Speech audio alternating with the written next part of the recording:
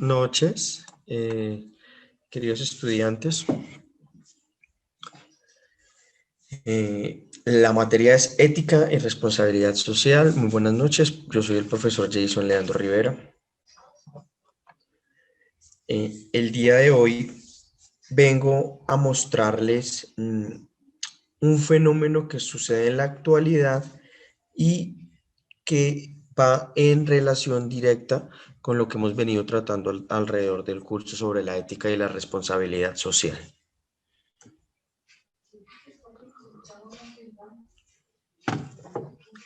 Hemos definido clases anteriores que la ética y la responsabilidad social es toda aquella acción positiva que yo tomo para transformar la vida cotidiana de en torno a mi comunidad, de mi empresa, mi sociedad, de la cual yo usufructo. Hemos visto cómo se ha aplicado, hemos visto casos que no, hemos visto bastante la responsabilidad social, pero hoy les voy a traer un macro fenómeno que sucede arriba de la responsabilidad social y es el libre mercado y la ilusión uno de libertad y las rupturas totales con el pensamiento de la ética y la responsabilidad social empresarial, incluso a niveles nacionales. Entonces, esto es el día de hoy. Vamos a hablar de mercados, vamos a hablar de posiciones económicas y en muchos casos vamos a ver el deterioro de ciertas economías y la austeridad de otras. Entonces, muy buenas noches, bienvenidos. Como siempre, esta es su casa.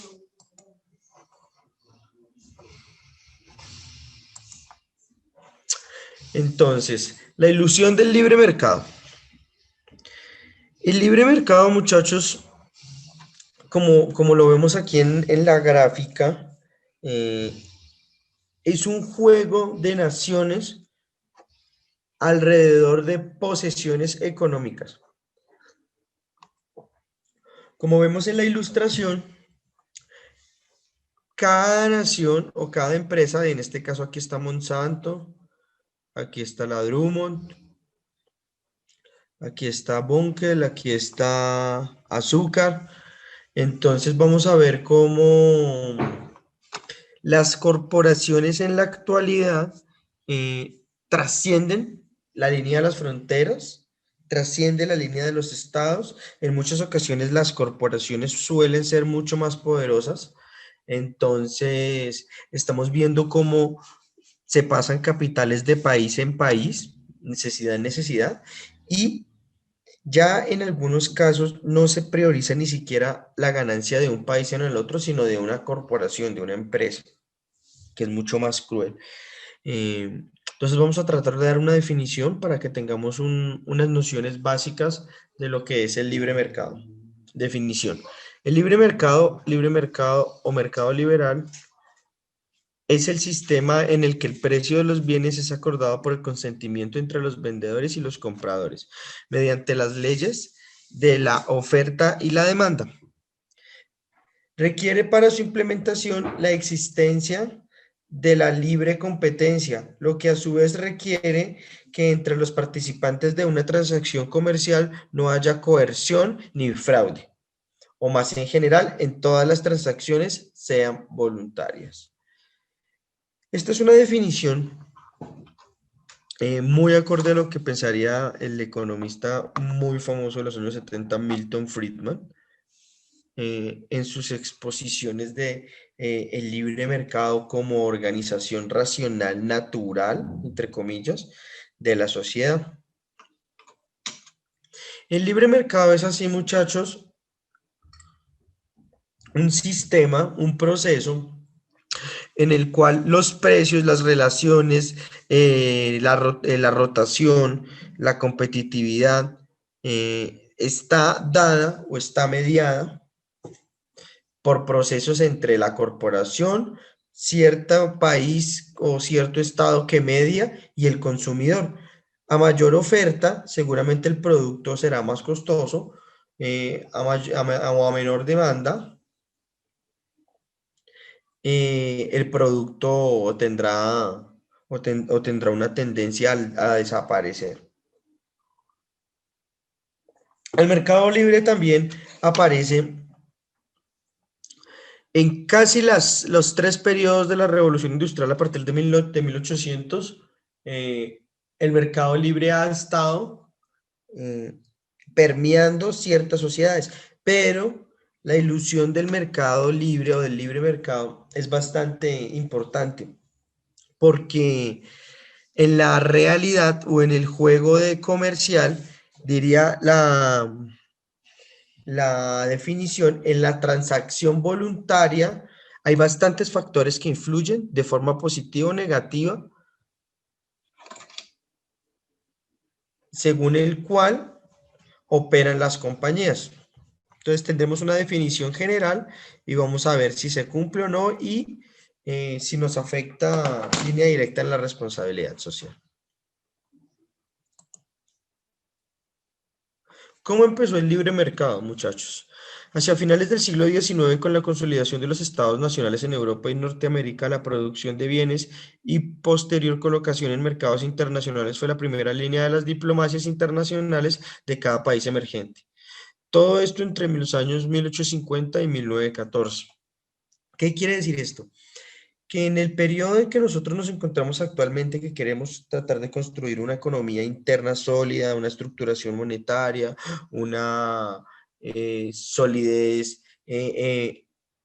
o una oferta constante de trabajo, o unos obreros calificados, producir, ensamblar al menos. En este proceso estaban las naciones industrializadas más o menos hacia 1850. Francia un poco más atrasada, Alemania también un poquito más atrasada, Estados Unidos en un proceso en el norte de Estados Unidos en un proceso de industrialización alta, Prusia, ciertas regiones alemanas tendrían una industrialización, pero indiscutiblemente Inglaterra, perdón, se caracterizó por poseer un alto grado de industrialización. A este alto grado le siguió la consecución de mercados. Una colonia era un mercado, por eso era un imperio. Por eso tenemos aquí la gráfica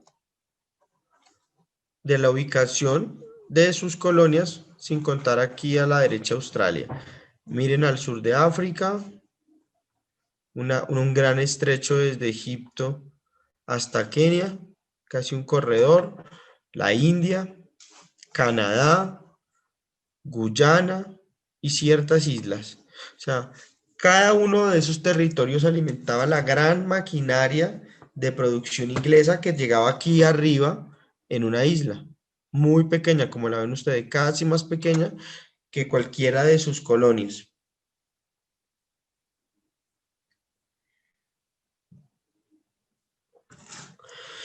Esta capacidad de producción que dejaba cierto porcentaje de la producción fuera de la venta interna, ya que su mercado se abastecía, entonces estos países en vía de desarrollo, más o menos a los años 1850, empiezan a vender sus productos a cada uno de sus colonias. Es decir, si se tenía que usar una lámpara de aceite de ballena en Kenia o en Zanzíbar, por una familia colonizadora blanca, tenía que comprarse indiscutiblemente la producción de la matriz en Londres, Birmingham, Manchester, entre otras ciudades industriales. Y se les prohibía a sus colonias comerciar, traficar o producir cualquier tipo de elemento que fuera en noción o en contravía de la economía y de la producción.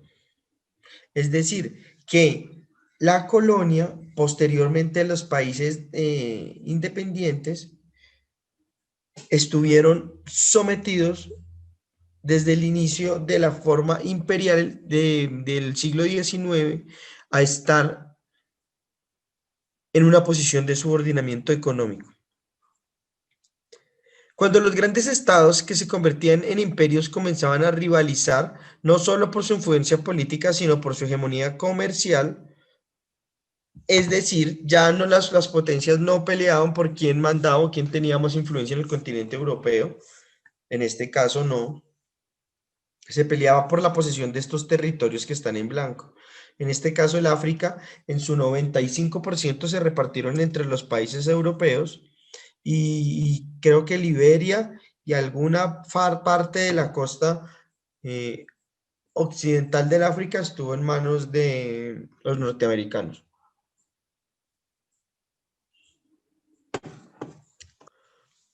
Pero cada potencia industrializada necesitaba consolidar sus mercados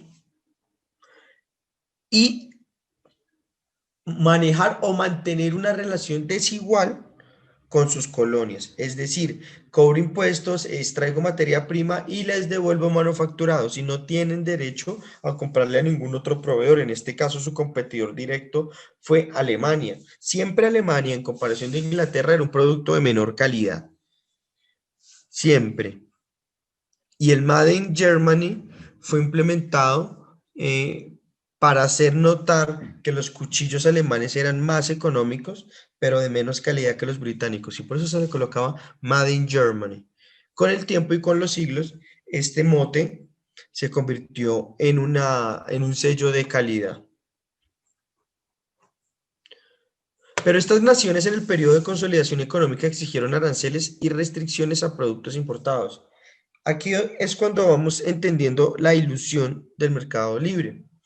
Este país, Inglaterra, pequeñito aquí arriba en el norte, para mantener su hegemonía y la introducción de productos, en este caso Alemania, aquí, y Francia, acá, en los productos en sus colonias, en sus mercados interiores, debía hacerse por medio de una alta dosis de aranceles, es decir, unos impuestos colocados a la adquisición de productos extranjeros en mi mercado.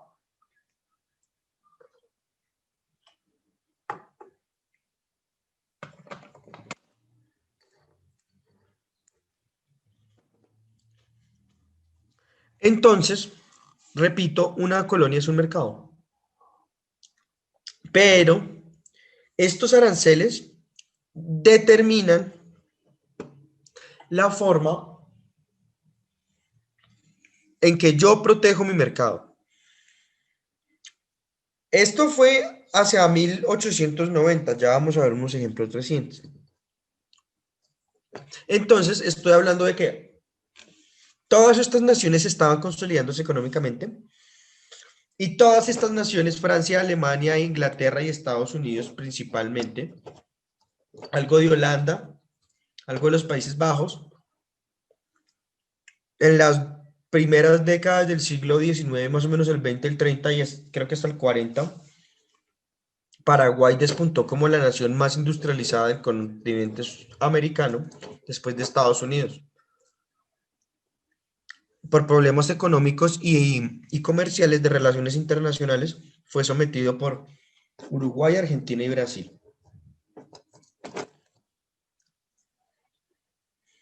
Esto va a ser muy determinante para entender los temas a posteriores sobre el libre mercado. Y muchachos, ustedes van a ver que desde el principio ustedes van a anotar ideas, pensamientos, organizaciones que van en contravía a lo que hemos enseñado en esta cátedra, que ha sido la ética y la responsabilidad social.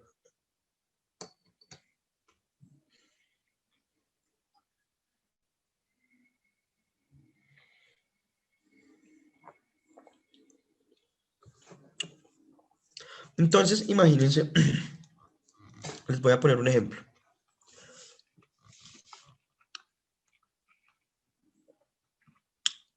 Estufas. Aunque ustedes no los crean, las estufas, estas que ustedes ven en las películas que tienen una caldera alta que se alimenta de carbón o de algún carbón vegetal, em, eran forjadas en Inglaterra. Al ser forjadas en Inglaterra y al tener tantas colonias en Canadá, en Quebec, por lo menos en Canadá, tenemos Gamba, Sierra Leona, Costa de Oro, Nigeria, Egipto, Sudán, Kenia, lo que es todo Sudáfrica actualmente, la India, Pakistán, Borneo, Irán, o sea, partes de Irán o llegando a Persia. eh, En América tenía la Guyana, las Indias Occidentales, las Bahamas, Jamaica, Belice. O sea, era un imperio bastante importante. Más acá tenía Australia.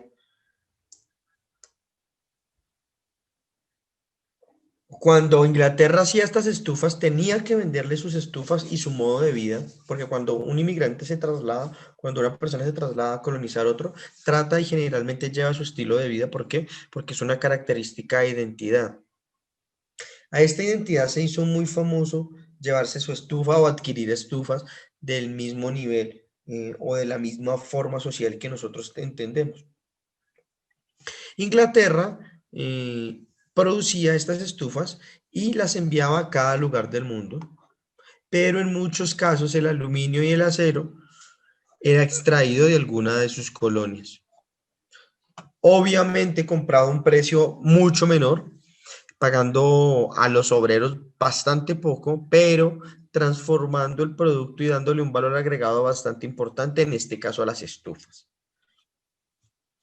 Ahí no tenemos ni ética ni responsabilidad social. ¿Por qué? Porque estamos destruyendo, no estamos fomentando ni siquiera la construcción de mercados internos y de producción de alto nivel o de complejidad tecnológica, no, sino que simplemente nos alimentamos de sus recursos y les prestamos el servicio de transporte, de colocado, de distribución para que compren nuestros productos. Eso pasó con Inglaterra y con casi todos los imperios y sus colonias, salvo ejemplos muy escasos. La relación siempre fue desigual y en contravía de todo lo que se ha hablado en la ética y la responsabilidad social.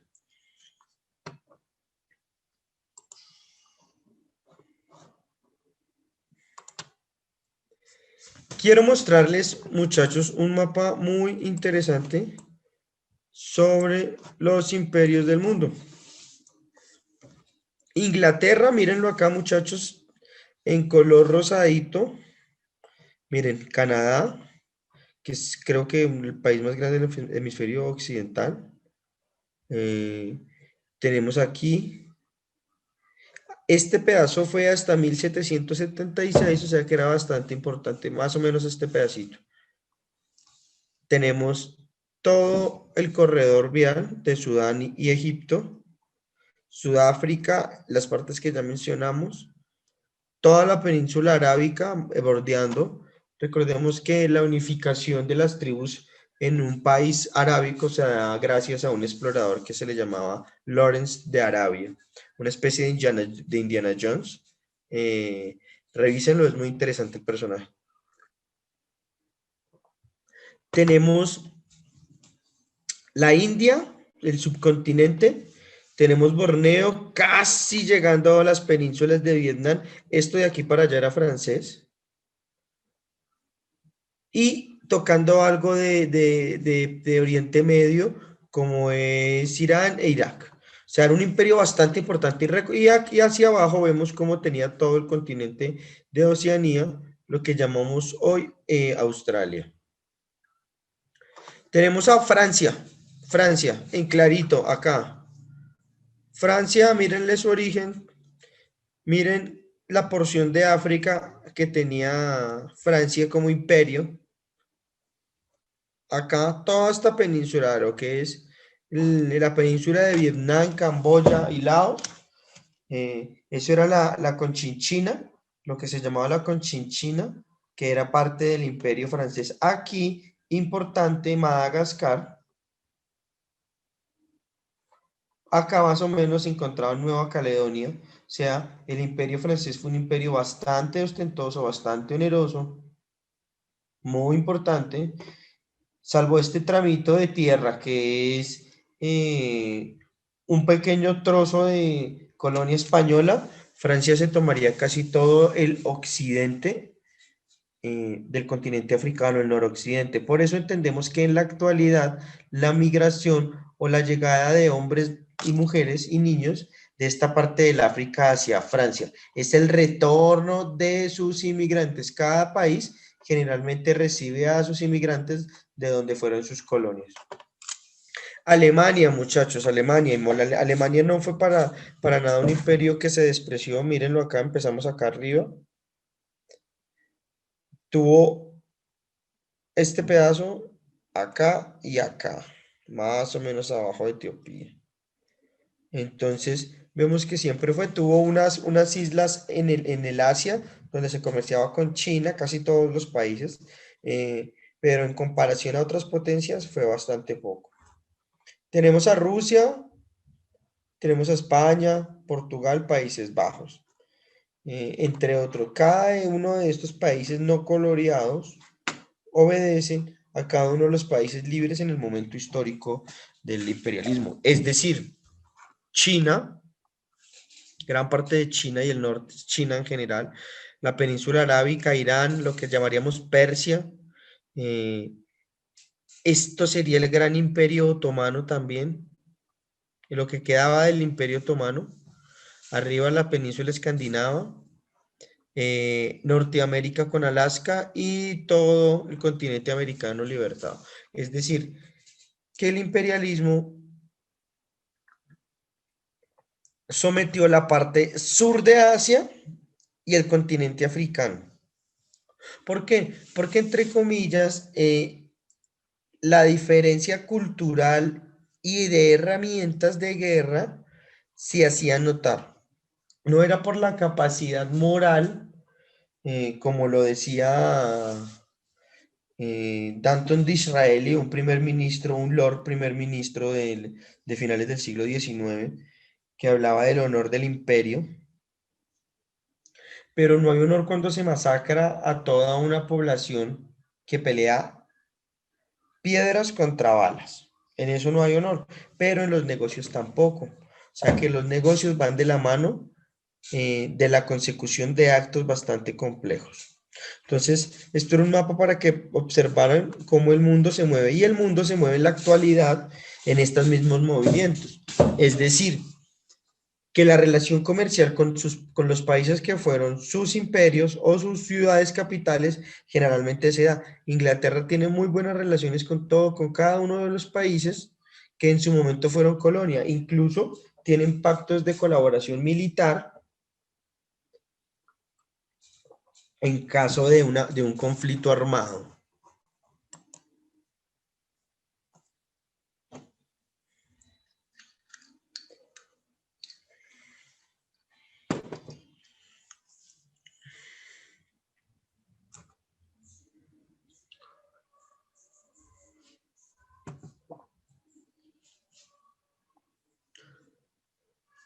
Los tratados de libre comercio han sido generalmente duales porque han existido en relación a los tratados económicos de Europa a Norteamérica, pero durante los últimos 30 años se han puesto bastante de moda.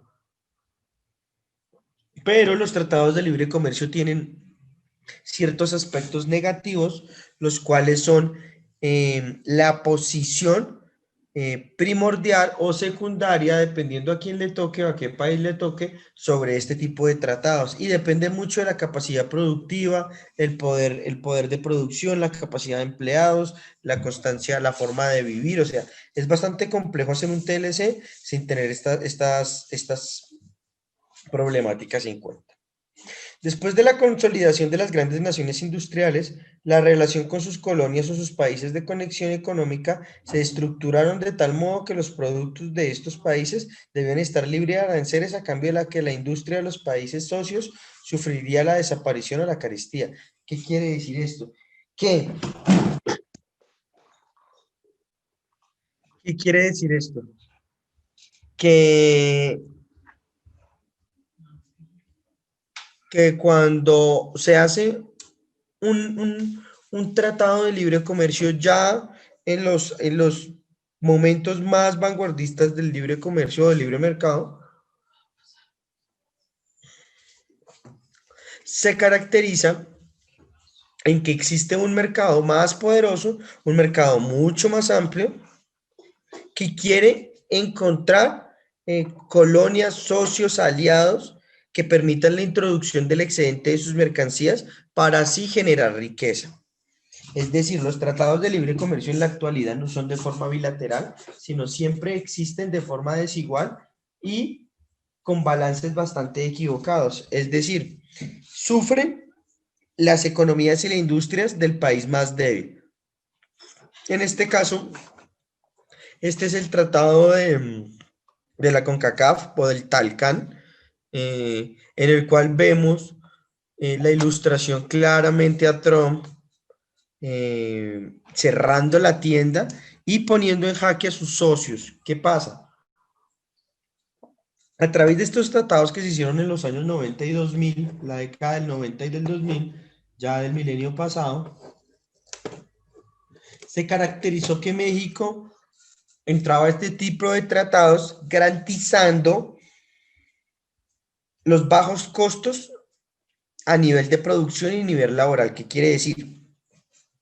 Que si un carro Chevrolet en Detroit al norte costaba su producción, pago de empleados, toda la logística, costaba 1,000 pesos. En México va a costar 600. Ya todo pago la operación. Entonces, estos tres países garantizaron que en este tipo de cosas México fuera el primordial productor. ¿Qué pasa? México al aceptar estas condiciones está viendo una cosa, está viendo que hay generación de empleos, va a tener tecnología, va a ensamblar, si las piezas son importadas, va a ensamblar, de pronto no se le deja hacer en el Tratado de Libre Comercio la producción, pero sí el ensamblaje, entonces pues es beneficioso, pero por otro lado México adolece de una cosa, que es que sus mercados, sus empresas, sus industrias, sus pequeños productores van a sufrir la competencia desleal o desigual al competir con una nación que se puede dar los lujos de bajar la producción según los estándares de oferta y demanda. Es decir, que un par de zapatos comprados hechos en Acapulco y un par de zapatos hechos en Oregon pueden llegar en la Ciudad de México a costar más baratos los de Oregon que los de Acapulco. ¿Por qué? Porque Estados Unidos tiene la capacidad de incrementar y bajar, abaratar los costos de tal manera que sus socios comerciales no tendrían cómo competir. Pero como tenemos introducción libre de mercancías dentro de nuestros territorios, el mercado y la sociedad civil que mantiene el mercado va a intentar consumir la mejor calidad a menor costo o incluso la peor calidad a menor costo. Entonces ya son juegos de publicidad, son juegos de conveniencias, son juegos políticos, pero entonces México prefiere seguir ahí porque el capital emana de los socios, no de la producción interna. Los tratados de libre comercio favorecen a la parte más industrializada y más fuerte en el mercado. En el ejemplo de la imagen, el Tratado de Norteamérica favorece indiscutiblemente a la economía de Estados Unidos, aplanando la economía industrial de los socios comerciales. Tal vez Canadá es un país bastante pequeño en el sentido económico para hacerle mella a Estados Unidos, pero no creamos, Canadá es un país que tiene un proceso bastante importante y tiene una grandísima cantidad de recursos naturales. El beneficiado o el desfavorecido en este concierto de las naciones es el país de México, el cual, como lo dice o como lo muestra la imagen, tiene el carrito de compras más pequeño. Eso dice mucho, o sea que su poder adquisitivo no se iguala y su socio mayoritario en un plan igualitario de mutuo acuerdo es el que determina el precio de la oferta y la demanda. Es decir, muchachos,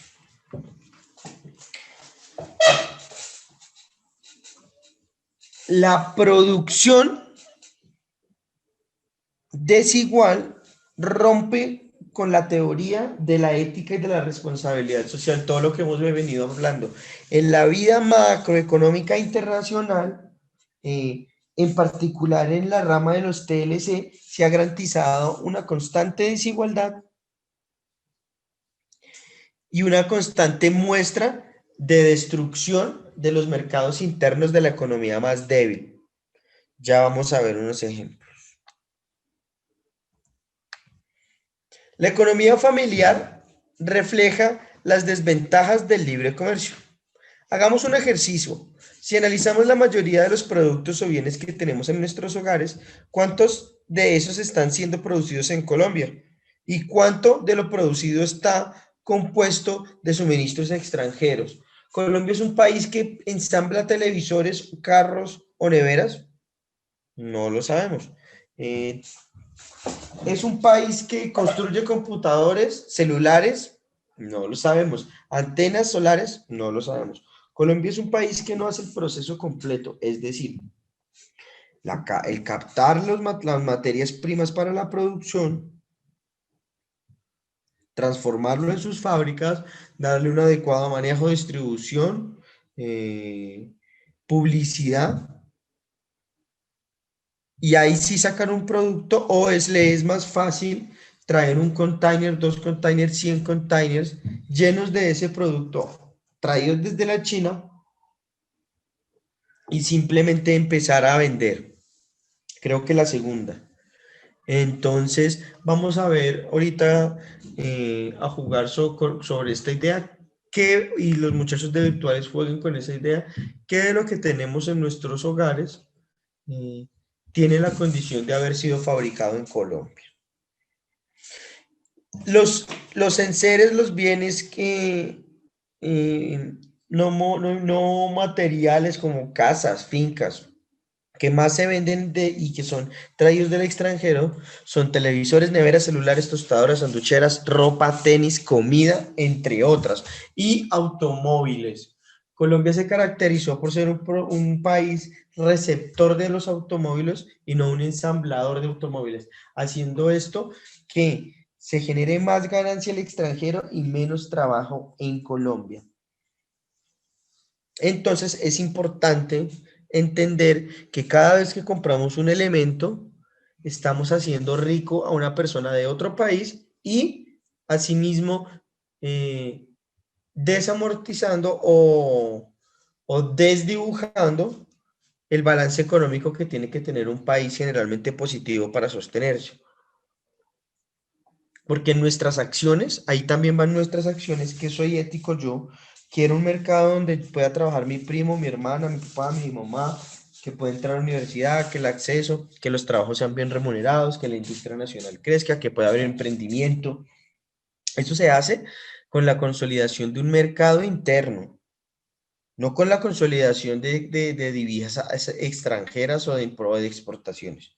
No, eso se divisa con la creación de un mercado interno y hasta el momento, en lo que hemos hablado, en lo de los tratados, siempre existe una persona más arriba que nosotros. En este caso es Estados Unidos de Norteamérica.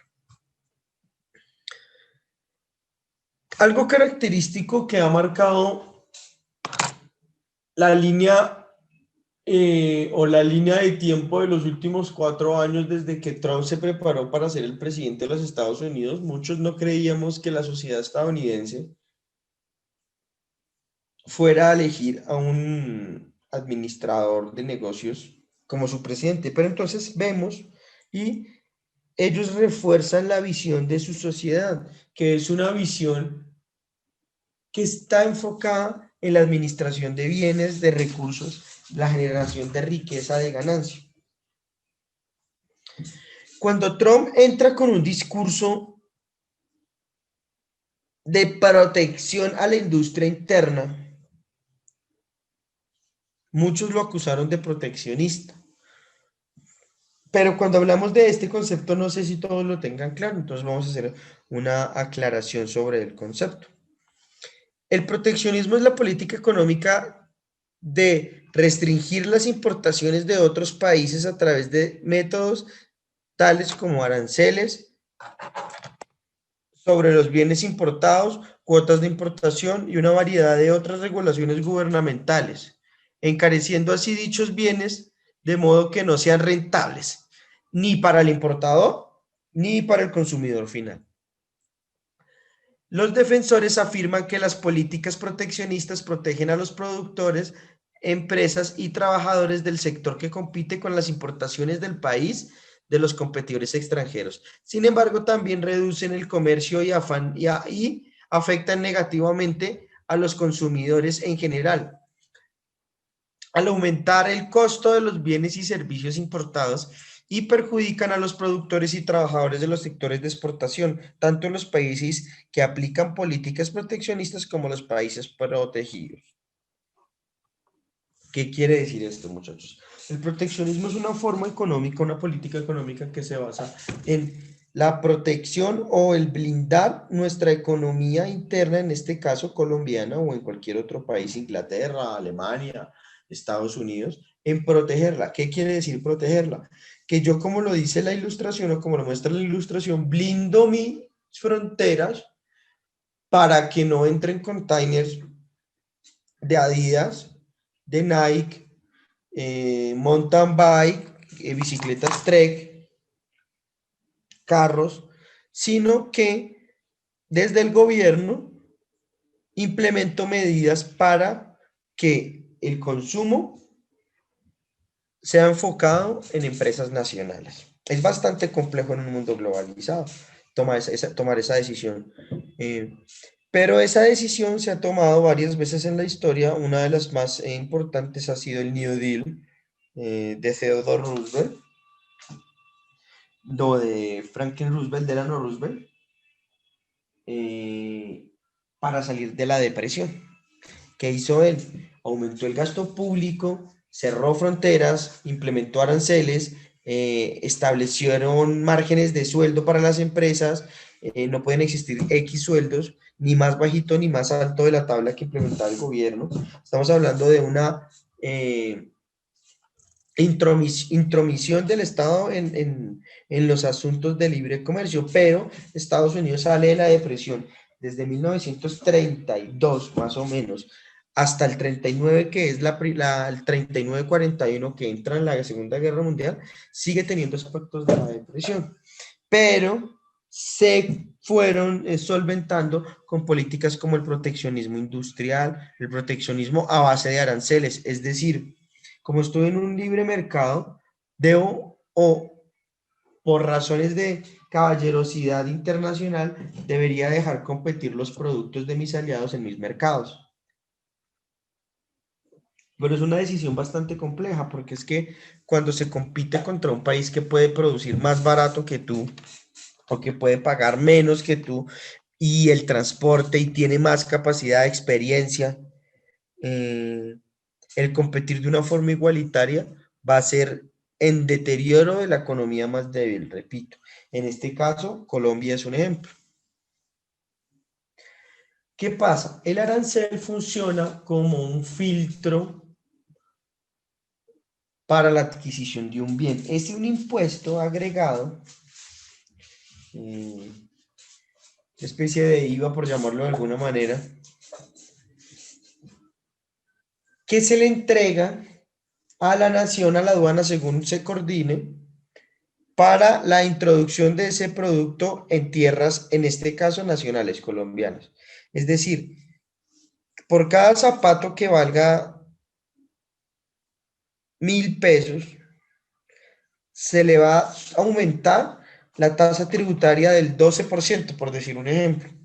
Entonces esos 1.000 pesos tendrían que pagarse 1.120 pesos más el valor agregado que se le tiene que sumar para que el productor, importador, distribuidor tengan una ganancia. Entonces ese zapato vaya a valer 1.500. Eso son procesos de protección nacionales. En este caso, muchachos, vemos claramente, de pronto ustedes en la pandemia, en plena pandemia, porque no se ha acabado, hemos visto como las declaraciones tanto de Estados Unidos como de China No tienden desde lo militar a ser muy cordiales, pero desde el ámbito comercial son bastante engorrosas esas relaciones. Ya vamos a ver por qué.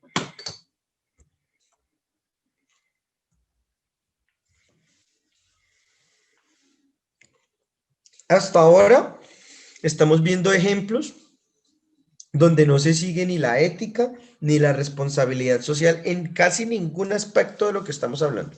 Estamos hablando de las grandes potencias que hacen el libre mercado, que lo han hecho, que lo manejan. Cada una de estas potencias ejerce su poder sin generalmente un control burocrático nacional o internacional, porque son figuras tan poderosas de la economía mundial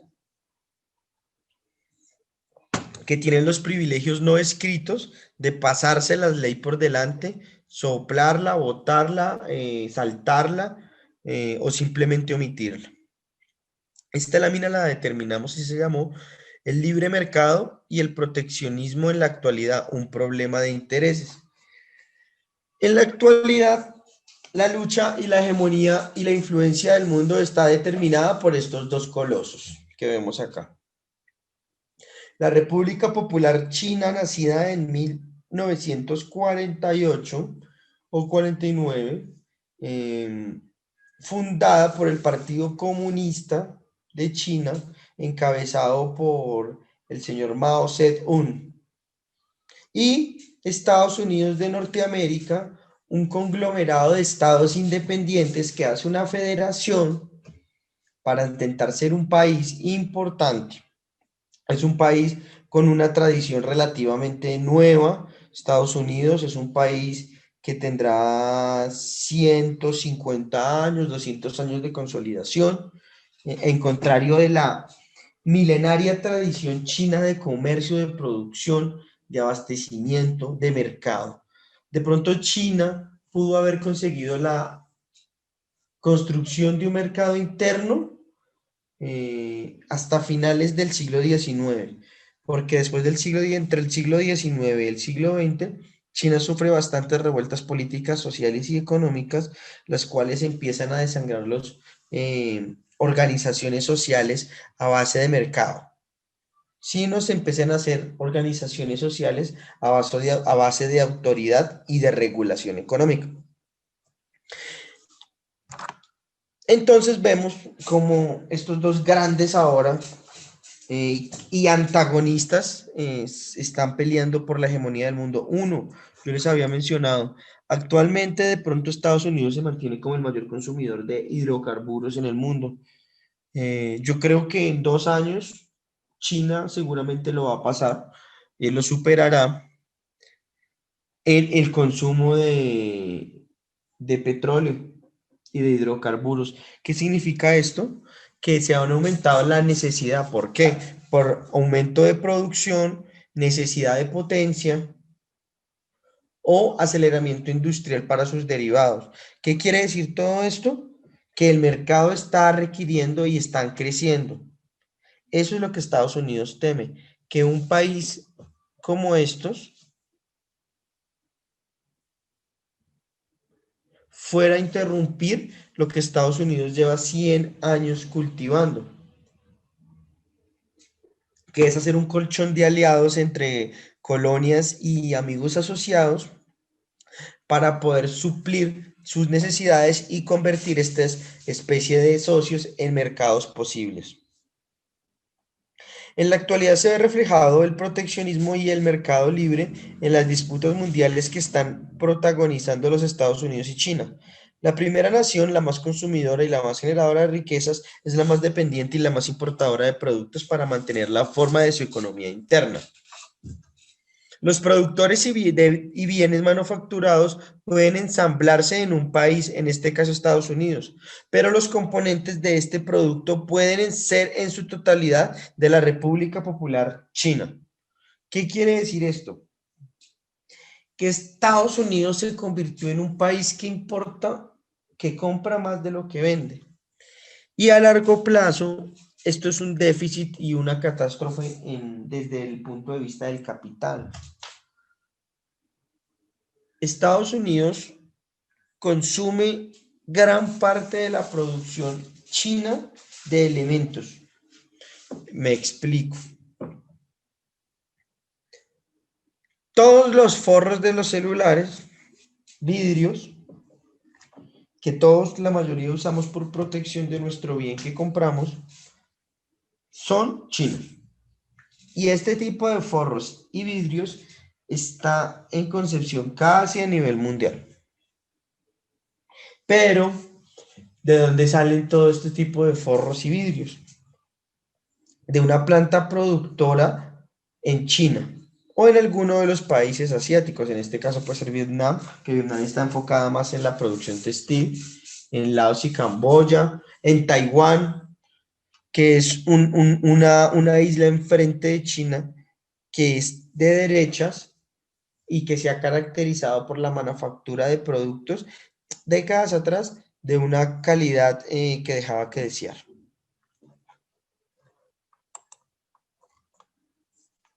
Les voy a poner un ejemplo claro e interesante sobre la deslealtad, la falta de ética y de responsabilidad en los mercados actuales, en el mundo globalizado, o sea, todo lo que tenga que ver con tratados de libre comercio y se base lo hemos visto cuando yo les decía a ustedes a principios de clases que se habían dejado 180 productos sin aranceles de parte de un portafolio norteamericano. A raíz del TLC había pasado no 8 años, 10 años del acuerdo que se había hecho. Y adivinen a quién van a afectar, a la industria interna del calzado, todas las industrias, va a ser mucho más económico traer del extranjero, más desempleo, menor movilidad económica, o sea, trae bastantes problemas. Ejemplo de bicicleta. La bicicleta es un producto que en muchas ocasiones la percepción es de que es un producto nacional, pero en un gran porcentaje sus componentes son embalados en países asiáticos como China, Taiwán, Vietnam, entre otros, los cuales son un huracán para las industrias nacionales, para las industrias nacionales. Esto solo es un ejemplo de lo que sucede con diferentes industrias y que arrasan desde el segmento de los laboratorios hasta la de los coches y los abarrotes. Muchachos, ¿cuánto laboratorio, cuánto medicamento viene del extranjero a Colombia? ¿Qué capacidad de producción tiene Colombia? ¿Cuánto carros viene? ¿Con qué Colombia ofrece? ¿Qué ofrece Colombia? ¿Ensambla motos? ¿Ensambla vehículos? ¿Compra? ¿Produce? No. Todo del extranjero, la mayoría. Y los abarrotes, pensemos en la comida que nos comemos. Es realmente, es hecho en Colombia, pero es realmente de una empresa colombiana. O sea que la mayoría, si es extranjera, la mayoría de la ganancia se va al extranjero, así estén generando empleo. O sea, la mayoría de su capital va a estar dirigido al país de origen. Y según las exenciones de impuestos de cada país, de pronto estén hasta exentos de impuestos. No lo sabemos. Vemos ranking de los países que más exportan bicicletas. Cifras en millones. Datos del 2019. 32.4% es el porcentaje en la torta de la exportación de China. Y esos son 2.880 millones de dólares. 2.880 millones de dólares. Pronto me equivoco en la tasación de las cifras, yo creería que son más, pero es muy impresionante. Miren que China es la productora y exportadora más grande del año pasado en bicicletas. Mire quién sigue. Taiwán, Holanda muy por debajo, Alemania muy por debajo, Camboya muy por debajo. Países Bajos y Alemania prácticamente solo agregan los controles de cambios y ciertos discos y ensamblan del 15% o 20% que le falta a la bicicleta. Pero ya es Made in Germany. Pero en la mayoría de los componentes yo diría que el 80% son traídos desde la China, Taiwán o el suroriente o el suroccidente asiático. Esto es la muestra y un botón. Repito, el segmento de los laboratorios, los coches, los abarrotes. 32.4% del mercado. Estamos hablando de cuántos millones de bicicletas produce China al año. Si solo arrasa en la producción de bicicletas por casi un 12-13% por encima de su competidor, no quiero pensar lo que lo haga en productos como los que les dije ahorita, el elemento de caucho para proteger el celular, audífonos, camisetas, tenis, fuera de lo que es considerado original, imagínense en réplicas, marcas, pollito, o sea, el mercado chino es demasiado amplio. La capacidad de producción de China ha preocupado a la mayoría de las potencias. China, durante los últimos 30 años, 40 años, diríamos nosotros, después de la revolución cultural de Mao Zedong, ha intentado abrirse de manera importante al mundo y lo ha logrado. Vemos como a China cada vez más se le confía más la capacidad de la producción la tenía, pero la capacidad de la calidad de los productos. Cada vez está mejorando la perspectiva en la calidad, en el tiempo, en las entregas, en los acabados. Cada vez más vemos como tecnología china compite con tecnología de punta de otros países. Incluso la tecnología de punta de otros países, eh, pongo un ejemplo, la fabricación de elementos como para la sanidad, testes, cámaras donde se hacen rayos X, tomografías, ese tipo de marcas como Siemens, entre otras, generalmente tienen suministros desde la China. Entonces, cuando uno hace todo el ejercicio de entender la producción, va a ver que se ensambla en Alemania, no sé, por decir un ejemplo, pero el 90%, 80% de los componentes son traídos desde la China o otro de estos países. Es decir, que la interdependencia de estos productos y la necesidad de compra es mayor. Esto le pasa a Estados Unidos. Estados Unidos compra más de lo que vende a capacidades extranjeras. Por eso cuando ustedes se metan en internet y miren quién es el país que más debe, tiene deuda interna y externa, es Estados Unidos. China vende más de lo que compra. China es uno de los países que compra es petróleo, energías, compra tierras, compra arena para hacer islotes en el mar de China. O sea, China compra más para producir que para gastar. Taiwán es una nación bastante pequeña en comparación a China, pero tiene una capacidad de producción desde los años 70 y 80 que es envidiable. El ejemplo de la bicicleta. Muchachos, a modo de conclusión, la ética y la responsabilidad social no solo es una teoría que debe aplicarse para ponerse a satisfacer una necesidad social, es más una forma de hacer los negocios, pero cuando analizamos nuestra actualidad nos damos cuenta que estamos bastante lejos de ese ideal. Cuando analizamos nuestro mundo actual, vemos cómo la ética y la responsabilidad social a niveles macroeconómicos a los países más poderosos no se tiene en cuenta, no se aplica mucho y, y es una forma de entender cómo se transgreden este tipo de conceptos que son bastante interesantes. Entonces, es una realidad social, es lo que tenemos, pero para eso estamos en esta materia, para intentar dialogarlo, satisfacer, mirar, escuchar.